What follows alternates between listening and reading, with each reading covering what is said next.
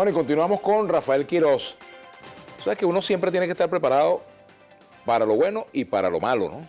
Y por eso es importante que Venezuela tenga claro su comportamiento, qué debe hacer frente a una coyuntura, por ejemplo, de aumento de los precios. La primera cosa que yo diría que tendría que hacer es, si le alcanza la plata, ahorrar para que no nos pase lo que nos está pasando. Pero también puede pasar que eso sea una breve alegría, como tú lo has dicho, ¿no?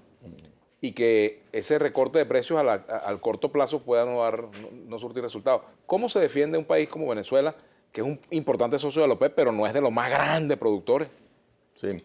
Bueno, el problema nuestro es que todavía no estamos preparados. Nunca nos preparamos.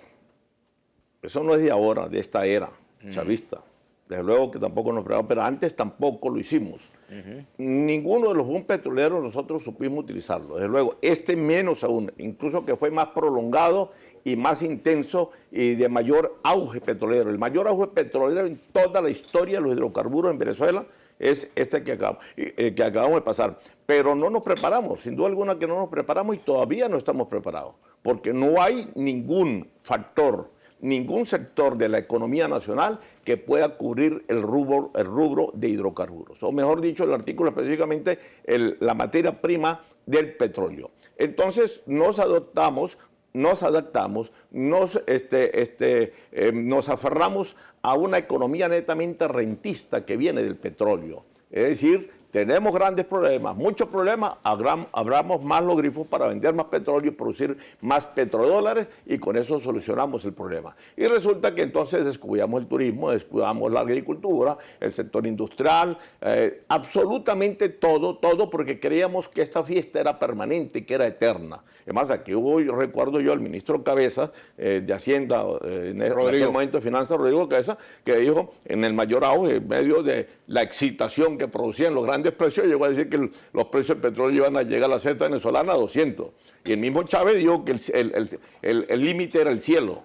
Bueno, aquí todo el mundo se ahogaba, nos ahogamos en esas fanfarronerías y creíamos que, repito, los precios bajos se habían ido de vacaciones y no volverían, se habían ido para siempre. Y no, eso ocurrió, como repito, ocurrió en la década del 70 también, fue un boom petrolero de 5, 6, 7 años, luego cayó, porque son ciclos, pues simplemente. Y repito, Venezuela, lamentable, desgraciadamente, no está preparada. Bueno, con decirle lo siguiente. Yo saqué un cuadro de todos los países productores, los 14 miembros de la OPEP, y incorporé 6, 7 países más de los mayores productores del bloque independiente. Venezuela fue el único país, el único, que no solamente no ahorró nada, sino que gastó por encima de su más de 12 mil millones de dólares por encima de lo que no había, recibido, porque todo lo que recibió lo gastó. Decíamos, Arabia Saudita ahorró más de 800 mil millones. Argelia, yo veía la estadística esta mañana, ahorró sobre los 560 mil millones. Irán, que tenía las sanciones de la comunidad internacional, llegó a ahorrar 117 mil millones de dólares. ¿Y qué fue lo que hicimos nosotros? Irak, en plena guerra, ahorró sobre los 70 mil millones de dólares. Angola llegó a 67 mil millones de dólares. Ecuador, que fue el país de todos los que ahorraron, el que menos ahorró y que produce 4 o 5 veces menos que Venezuela y mucho menos importante que Venezuela en su comercio petrolero y en su relación, en su política petrolera, etcétera. Bueno, Ecuador llegó por lo menos a aportar en sus ahorros 3.600 millones de dólares. Nosotros, repito, no ahorramos nada, sino que aparte de eso gastamos lo que teníamos en el momento en que empezó el boom petrolero.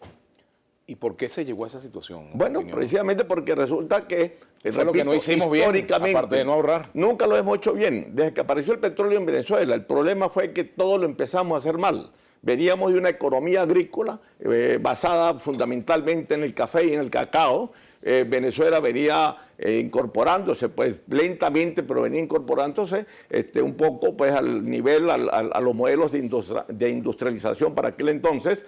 Estamos hablando a principios del siglo pasado, y apareció el petróleo y nos adherimos al petróleo y estancamos, paramos, y la economía petrolera se tragó las demás economías, los demás sectores y los demás factores de la economía nacional. Y entonces nos volvimos adictos al petróleo, a la renta petrolera. El petróleo cambió para nosotros todo, absolutamente todo. Nuestra forma de vestir, la gastronomía, el deporte, la forma de pensar, de vestir, etcétera, etcétera. Entonces, nos agarramos al petróleo, diríamos, para utilizar una especie de metáfora literaria, nos adherimos a él como se agarra o como se sustenta el náufrago al pedazo de madera que lo mantiene a flote en alta mar. Y bueno, y entonces caímos en una borrachera y nos drogamos netamente de petróleo y se nos olvidó todo lo demás. Cambiamos ese petróleo por puras baratijas, por puras importaciones,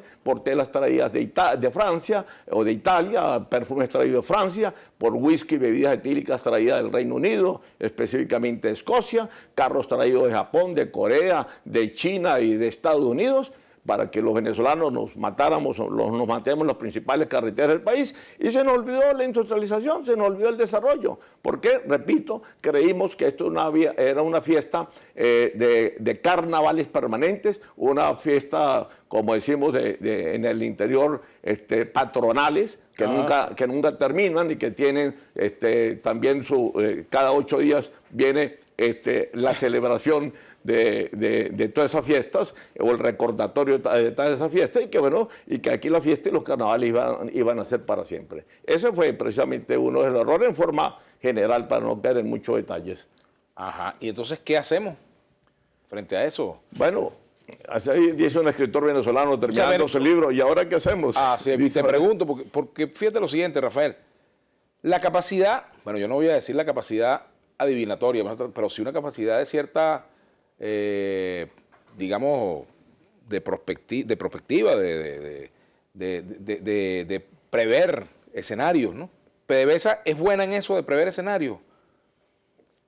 Sí es buena para prever escenarios cuando, por supuesto, se pone allí al frente profesionales que conozcan de cómo preparar y describir escenarios o planes A, B o C, en caso de que se caiga el A o en caso de que se caiga el B. Pero el problema en estos momentos de PDVSA que tiene un problema para mí, además de tipo financiero y económico y de producción también, tiene un problema de recursos humanos bastante importante, porque a PDVSA se atiborró de una nómina que sobrepasa ahorita los 140,000 empleados, y de los cuales serán petroleros, yo diría, no pasa de 15,000 o 20,000 los petroleros, la gente que en verdad sabe petróleo. Es más, alguien de recursos humanos actualmente de este año en PDVSA me dice que este año se sometieron ellos a la mayor emigración de PDVSA, gente que se fue para el exterior, gente que se jubiló, la gente que se pudo jubilar se jubiló,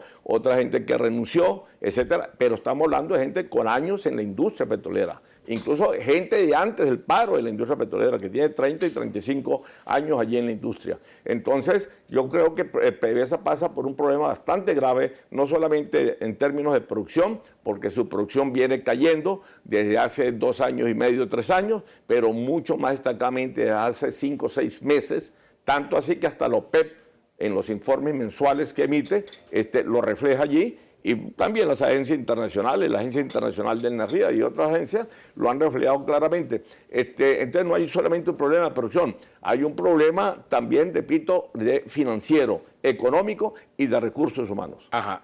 Para atacar ese problema financiero, Rafael, ¿qué hacemos con la faja? ¿Qué podemos hacer con la faja hoy en día? ¿Qué tipo de asociaciones nuevas podemos hacer?